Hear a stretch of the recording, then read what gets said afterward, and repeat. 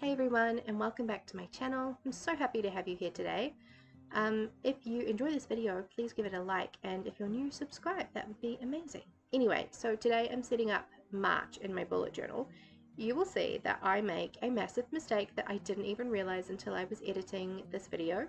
I accidentally used February for my header instead of March. Like, how even... Ugh, so ridiculous. So I filmed myself fixing that, and you'll see that at the end of the video. So this month I'm using a Dutch door setup for the whole month. The weekly pages will be trimmed down so I can see my monthly goals and a big to-do list when I'm using my weekly spreads. I've never done a monthly Dutch door like this before, and I was curious about being able to have just one big list and not need to flip back and forth to my to-do, like my monthly to-do list, and not have to have a to-do list for each week. So I decided to do a vertical Dutch door. I think it's called that anyway. I'm trimming off vertical strips from what will be my weekly spreads, and they're just 8 squares across all the way down.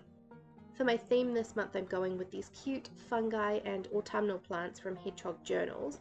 March is the beginning of autumn here in the southern hemisphere, so I'm embracing it. Sorry if it's not going to be autumn where you are. It is the best season, of course, so I understand if you're very sad about that, but your time will come again later in the year, okay? And you can live vicariously through me. If you are completely sick of autumn, winter, and you just want spring and summer, I am also sorry, but there'll be plenty of other spring content coming your way soon, I'm sure.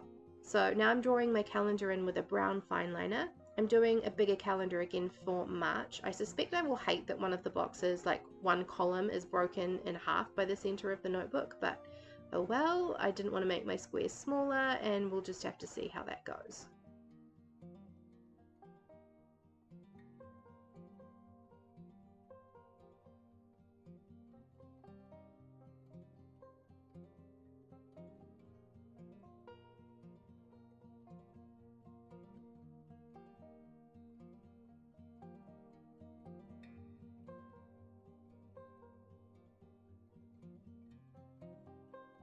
I'm using this taupey mild liner to highlight where I will stamp in the first letter of each day of the week.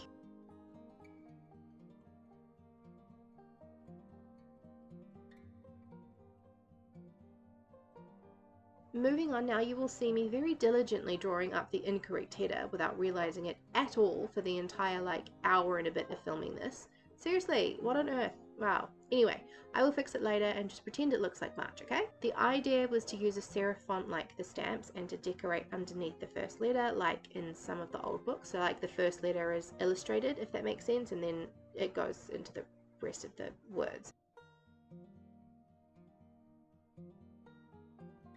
I have faithfully glued the wrong letters to the spread where they will dry and become difficult to remove later. And I also drew up a grid on the left, which will be for my goals.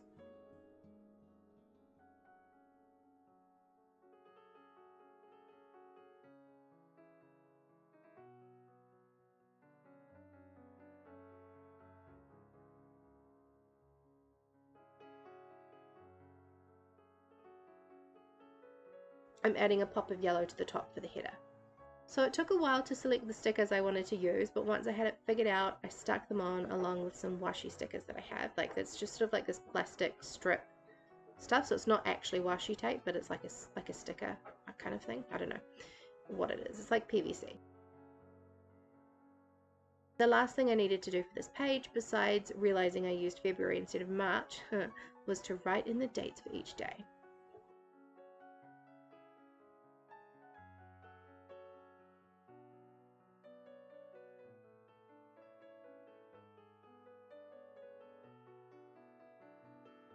Next, I'm going to create my to-do list box on the last page that I need for this month. So I'm using the taupe marker again to draw a solid line on the left of the area and yellow for the header. On the left page, I'm putting my daily joy. I like to just highlight every other line so it's not such a massive wall of text once it's all filled in.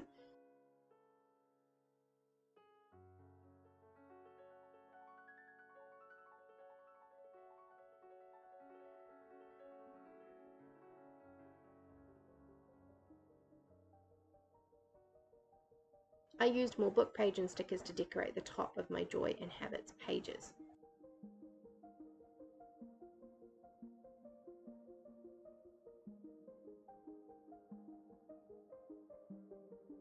For my habits this month, I'm drawing in boxes instead of using a vertical layout. Hopefully it will work out okay.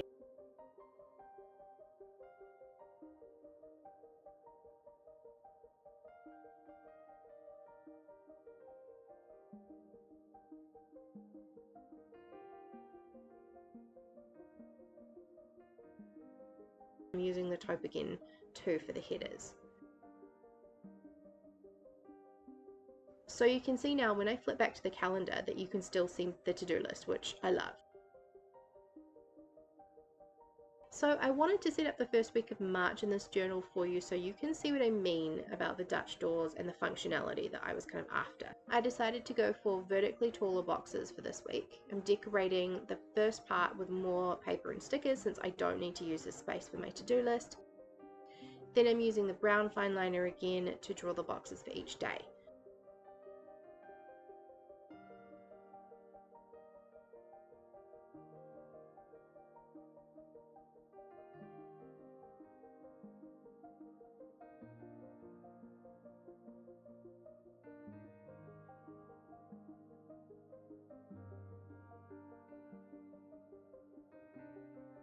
I'm using the yellow marker for the header area and the taupe one for the space at the bottom of each box to write in my daily gratitude.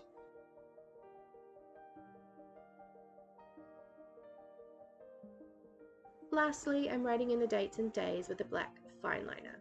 I don't know what I'm going to be doing for the rest of the weeks for this month, but I think it'll be interesting to be constrained a little bit with this space. Like I have a very specific amount of space that I can use for my weeklies. I think I'll find it interesting and a little bit challenging to figure out how I want to configure each of those days. I'll hopefully share some of that either in a video or on my Instagram.